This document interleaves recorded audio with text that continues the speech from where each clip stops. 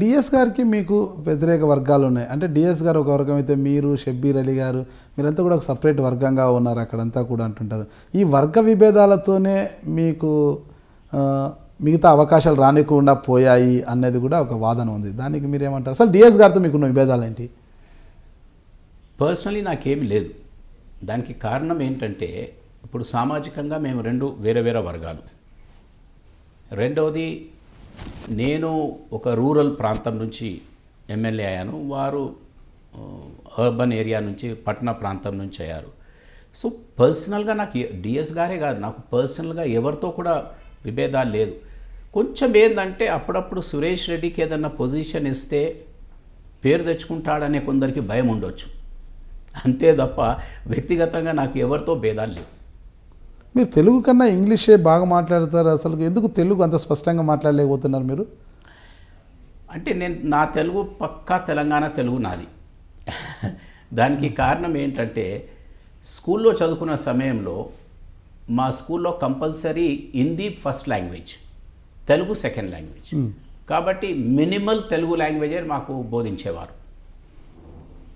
ఆ తరువాత హైదరాబాద్లో ఎక్కువ తిరిగాను కాబట్టి ఆ రోజు వాతావరణం కూడా అటువంటిది. హైదరాబాద్లో మీకు తెలియదు ఏముంది, సగం హిందీ, సగం ఉర్దూ, సగం ఇంగ్లీషు, మొత్తం భారతదేశం అంతా కూడా మెల్టింగ్ పాట్లా ఉన్న హైదరాబాద్లో పుట్టి పెరిగాను కాబట్టి అన్ని భాషల్లో మాట్లాడే అవసరము అలవాటు అయిపోయాలి. ఎందుకంటే స్కూల్కి వెళ్తే మిత్రులు ఒకళ్ళు రాజస్థాన్కి వెళ్ళి వస్తారు, ఒకళ్ళు తమిళనాడుకి వెళ్ళి వస్తారు, ఒకళ్ళు నిజామాబాద్కి వెళ్ళి వస్తే తెలుగు, ఒకటి శ్రీకాకుళం తెలుగు, ఈ విధమైన రకరకాల భాషలతో ఉన్నాను. అయితే తెలుగు భాష ఏదైతే ఎంత అతి ముఖ్యమైన భాష మనకు కానీ దేశ చరిత్రలో కానీ, తప్పనిసరిగా తెలుగు భాషను ప్రోత్సహించడానికి, తెలుగు భాషలో అన్ని విధాల జాతీయ అంతర్జాతీయలో అనేకమైన తెలుగు మహాసభల్లో పాల్పంచుకొని తెలుగు సంస్కృతిని ప్రపంచంలో తెలపడానికి కూడా నా వంతు కృషి చేస్తూనే వచ్చాను. ఆంగ్లంలో ఎందుకు మాట్లాడతారంటే ప్రధానంగా సభాపతిగా ఉన్న సమయంలో కొన్ని శబ్దాలు ఆంగ్లంలోనే ఉన్నాయి ఈ రోజు వరకు కూడా. ఇప్పుడు ఏదైనా చట్టాలు పాస్ చేసేటప్పుడు ice have it, ice have it, ice have it అంటారు. దాన్ని ఇంకా తెలుగులో రాలేదు. అది బహుశా రాబోయే దినాల్లో దాన్ని చేంజ్ చేసే అవసరం ఉంది, వస్తుంది కూడా. కానీ ఎక్కువ కోర్టులో కూడా వెళ్ళినా కొన్ని శబ్దాలు జడ్జిమెంట్లో అనేకంగా ఆంగ్లంలోనే ఉంటాయి. కాబట్టి ఆ మార్పు వచ్చే వరకు ఈ ప్రశ్నలు వస్తూనే ఉంటాయి. ఎన్ని భాషలున్నా ఇంగ్లీష్ మీదే మీరు ఎక్కువ పట్టు సాధించడానికి గల కారణం ఏంది? ఇంగ్లీష్ మీద పట్టున్నదని నేను అనుకోను. బహుశా మీ ప్రశ్న మీరు ఇస్తున్నారు, కానీ ఇంగ్లీష్ ఎలా మాట్లాడతాను, తెలుగు అలాగే మాట్లాడతాను. తెలుగు చాలా డిఫరెంట్గా ఉంటుంది. తెలుగు మాట్లాడే విధంగా హిందీ అలాగే మాట్లాడతాను. నేను హిందీ మాట్లాడుతుంటే ఢిల్లీలో వెళ్తే వాళ్ళు ఆశ్చర్యపడతారు, అరే భయ్ ఆప్ తో సౌత్ కే హై, ఆప్ ఐసా కైసా బాత్ కర్తే అంటారు.